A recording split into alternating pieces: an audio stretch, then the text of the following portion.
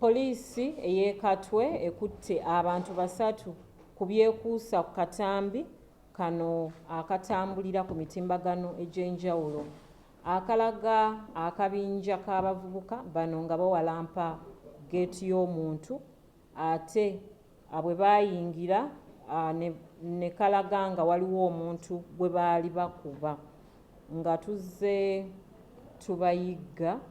nga naye wetwogerera tukutte abantu 3 okutuyambako mu kunoonyereza. Kuno kuliko Sally Ethan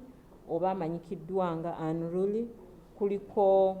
Sally Isaac, kuliko ne Sejjonga Isaac nga bano abakuumibwa mu kaduukulu kaffe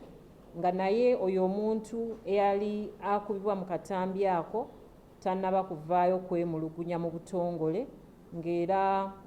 tumukubiriza aveeyo atuyambeko mu kunoonyereza oba bwe wabeerawo yenna alina information esobola okutuyambako mu kunoonyereza oba esobola okututuusa ku muntu oyo atukusaba ogitwale ku poliisi ekuli okumpi